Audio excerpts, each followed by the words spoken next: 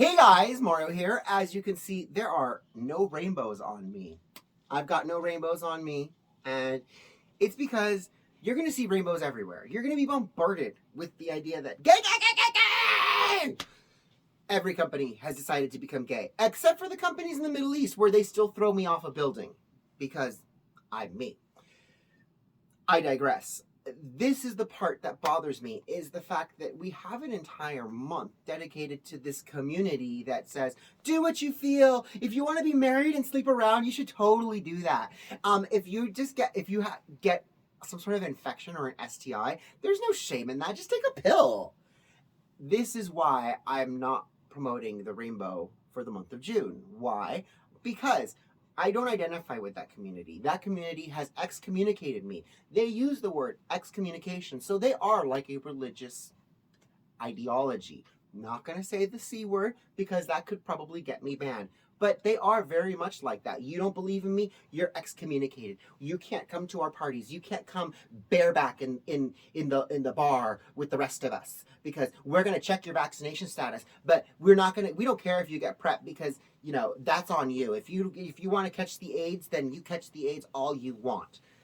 This is a community that I've chosen to stand apart from. This is not a community that I choose to support, participate in, or really kind of have any sort of attachment with. I choose to be part of the community at large, which is regular America, that says marriage should be between two people. Yes, some people say it's a man and a woman, but for me it says between two people, and it's two people who are committed 100% to one another, both physically, emotionally, and spiritually. Therein lies the difference between me and the other side.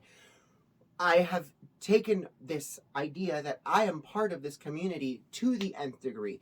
I'm working with a community group that is not a gay community group. It's not a black community group. It's not a white community group. It's not a Hispanic community group, because we represent everybody. We have at our foundation the principle of freedom and saying, I'm free to dress like this, as long as I'm not hurting people, as long as I'm not over here trying to indoctrinate kids. You're an adult, you can do what you want to do. And in that, I have found the greatest group of people. And the month of June is a month when we celebrate Flag Day, when we celebrate my birthday, when we celebrate Emancipation Day, which is a day when all the slaves were free, not just black slaves, because there were white slaves back in the day too.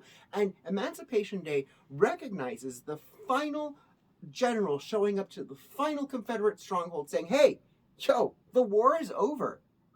All you slaves are now free, and all of you masters are now employers. You will work for wages from your employer. And if you don't want to work, that's on you. You have to go somewhere else. But we're not going to accept you being idle and hanging out at the army bases or the city hall. Idleness is not going to be accepted. You're going to have to find something to do with your time and give it back to the community. And Juneteenth was born. The idea that you come together on this day of emancipation and you serve your community. You pray with your community. You read from the Emancipation Proclamation so that you can be reminded of the freedoms that you actually do enjoy and that you have. And this has been happening since 1865.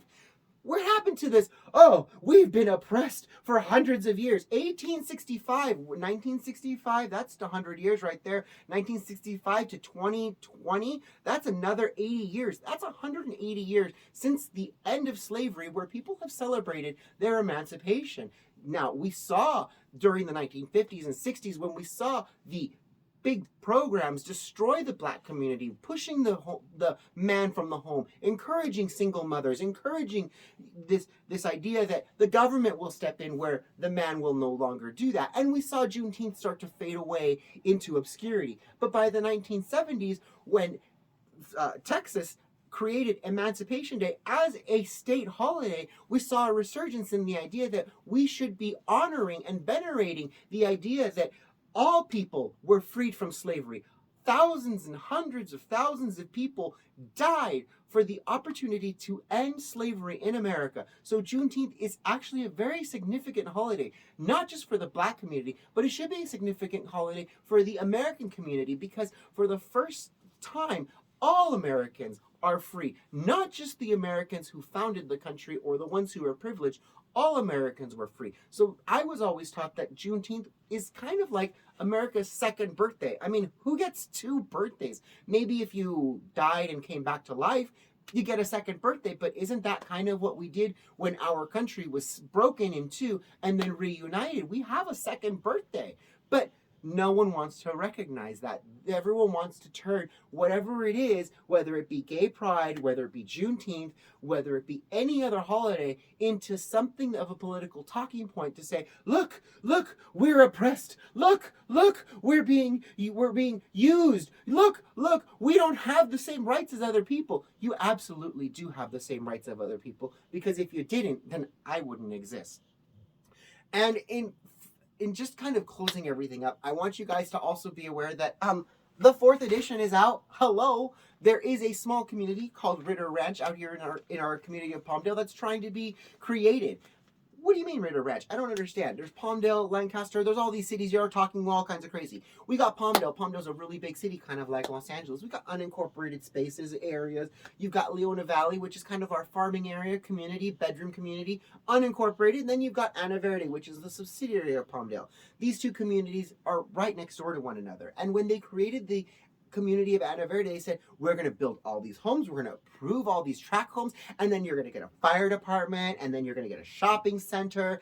Well, those fire department and that shopping center have never materialized. But now the developer wants to develop in between these two small bedroom communities, and the community's going, wait a second. Both communities going, wait. You promised us a fire station. You promised us a shopping center. How are you going to build more houses? We already have one way in, one way out, and we're having a huge traffic issue. What are you going to do when there's a whole bunch more houses there? Welcome to the news that our local paper doesn't want to share, but the Palmdale Journal is more than happy to get the engagement with the public. And not just that, we also created, a voter guide.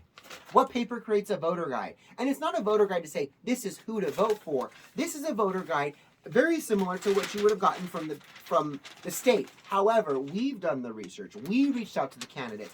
We're not going to charge the candidates to put their words in here. Did you know that the state of California charges upwards of $100,000, $10,000, $15,000, depending on how many words you choose to put in your official voter guide?